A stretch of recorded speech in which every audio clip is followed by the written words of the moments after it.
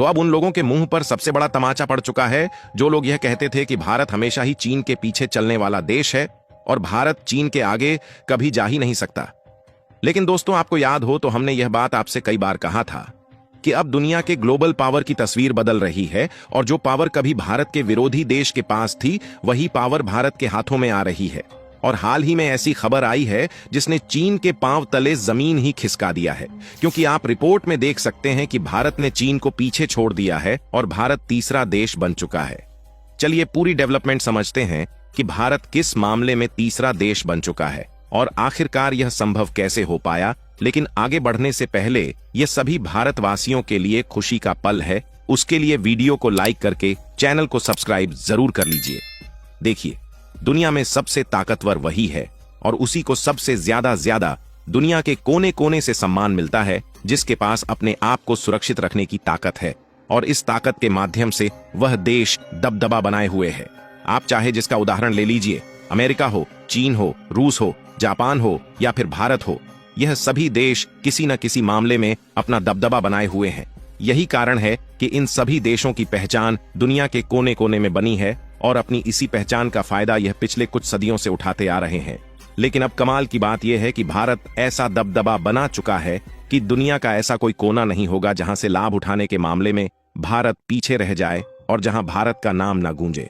और दुनिया के कोने कोने की बैंड बाजे में अब इसी बात का डंका बज रहा है कि भारत तीसरा देश बन गया और चीन को पीछे छोड़ दिया।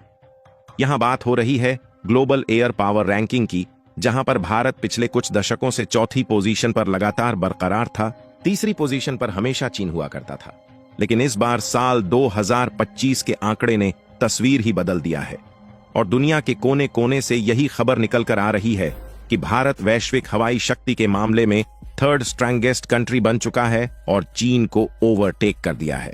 यानी कि जो चीन अपने आप को एशिया में भारत से बड़ा बलशाली समझता था, अब उसी का सिर भारत की वायुसेना के सामने झुक चुका है। क्योंकि पहले नंबर पर अमेरिका है, दूसरे नंबर पर रूस है और उसके बाद अब तीसरे नंबर पर आ चुका है हमारा भारत और चीन खिसक कर चला गया है चौथी पोजीशन पर।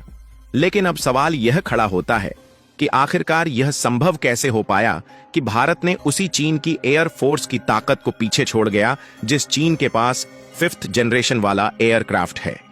आगे चलकर इस सवाल का भी जवाब हम आपको देने वाले हैं, लेकिन उससे पहले आप यह जान लीजिए कि इस बात की क्या ऑथेंटिसिटी है कि भारत अब तीसरा पावरफुल एयर फोर्स वाला देश बन ही गया है। क्योंकि रिपोर्ट जारी होते ही चीनी सोशल मीडिया पर बहस छिड़ गई और कई यूजर्स ने इस रिपोर्ट को झूठा बताया। ऐसा इसलिए क्योंकि असल में अभी तक होता यह था कि जब भी बात आती है ताकत की तो लोग सबसे पहले अमेरिका, रूस या चीन का नाम लेते हैं। लेकिन जो सबसे ताजा रिपोर्ट आई है वह किसी ऐसे वैसे ऑर्गेनाइजेशन की तरफ से नहीं आई है, बल्कि ग्लोबल एयर पावर रैंकिंग 2025 में भारत ने इतिहास इसलिए रच दिया है क्योंकि यह रिपोर्ट जारी हुई है WDMMAA world directory of modern military aircraft नामक संस्था की तरफ से। ये संस्था वायुसेनाओं को सिर्फ उनके विमानों की संख्या पर नहीं, बल्कि उनकी आधुनिकता, तकनीकी विविधता, प्रशिक्षण क्षमता और युद्धक तैयारियों पर परखती है। इस बार के विश्लेषण में भारत को तीसरे स्थान पर रखा गया है, जबकि चीन चौथे स्थान पर खिसक गया है। हालांकि यह पहली बार नहीं है जब भारत ने ऐसी छलांग लगाई हो। 2022 की WDMMA रिपोर्ट में भी भारत ने चीन को पछाड़ा था। उस वक्त भारत को 69.4 अंक और चीन को 63.8 अंक मिले थे। लेकिन उस समय कई विशेषज्ञों ने इसे टेम्पररी उपलब्धि कहा था। लेकिन अब 2025 की रैंकिंग ने यह साफ कर दिया है कि वो एक इत्तेफाक नहीं था, बल्कि भारत की रणनीति और आत्मनिर्भरता का नतीजा था।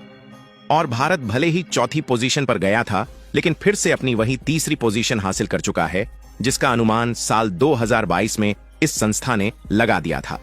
दरअसल चीन चाहे जितना भी उछल कूद क्यों ना ले, लेकिन रिपोर्ट बताती है कि भारत की वायुसेना के पास अब सिर्फ संख्या नहीं बल्कि गुणवत्ता भी है। जहां चीन के पास पुराने मॉडल के विमान हैं, वहीं भारत ने पिछले कुछ सालों में अपनी एयर फ्लीट को पूरी तरह से आधुनिक बनाया है। राफेल, तेजस, सुखोई, मिराज और आने वाला AMCA प्रोजेक्ट, ये सब भारत को सुपर पावर एयर फोर्स की ओर ले जा रहे हैं। और यही कारण है कि कोई कुछ भी सोचे, लेकिन भारतीय वायुसेना में तो वह ताकत है जो किसी और में नहीं है। तभी तो हाल ही में ब्रिटेन ने भारत से एक समझौता किया जिसमें इंडियन पायलट ब्रिटेन के पायलट को ट्रेनिंग देने जा रहे हैं।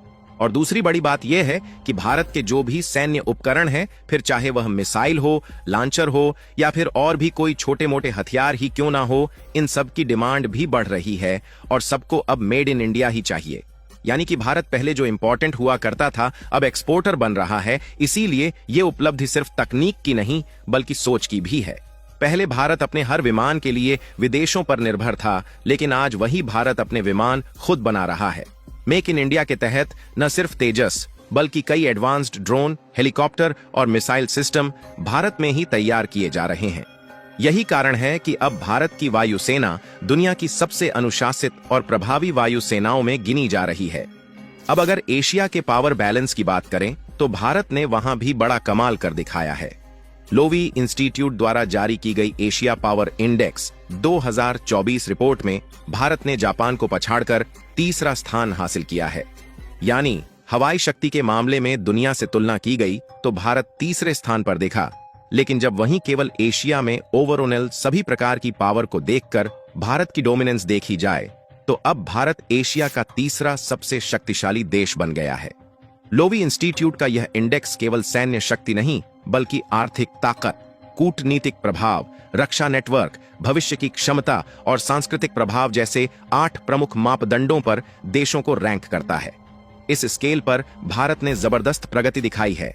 खासकर डिफेंस प्रोडक्शन, वैश्विक प्रभाव और आर्थिक स्थिरता के मोर्चे पर भारत ने जापान को पीछे छोड़ दिया है। भारत की तेजी से बढ़ती अर्थव्यवस्था, विशाल युवा आबादी और आत्मनिर्भर डिफेंस इंडस्ट्री ने हमें इस रैंकिंग में ऊपर पहुंचाया है। अब भारत केवल हथियारों का खरीदार नहीं बल्कि एक्सपोर्टर भी बन चुका है।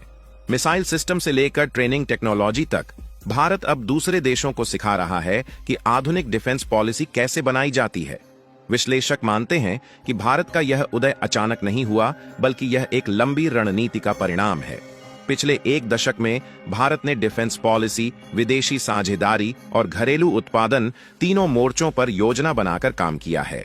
अमेरिका, फ्रांस और रूस जैसे देशों से संतुलित संबंध बनाकर भारत ने अपनी स्थिति को अंतर्राष्ट्रीय स्तर पर बेहद मजबूत किया है। अब जब चीन की अर्थव्यवस्था धीमी हो रही है और जापान जनसंख्या संकट से जूझ रहा है, भारत का संतुलित विकास हमें एशिया की नई धुरी बना रहा है। एक्सपर्ट मानते हैं कि 2030 तक भारत एशिया नहीं बल्कि पूरी दुनिया की टॉप 3 शक्तियों में स्थायी रूप से शामिल हो सकता है। बाकी आप लोग कमेंट बॉक्स में बधाई दें कि भारत एशिया का 3rd पावरफुल कंट्री पहले से ही था और अब अपनी एयर फोर्स की ताकत को भी दुनिया में 3री पोजीशन पर पहुंचा चुका है। और इस वीडियो को लाइक करके अपने मित्रों तक शेयर जरूर करें ताकि उन्हें भी जानकारी मिल सके।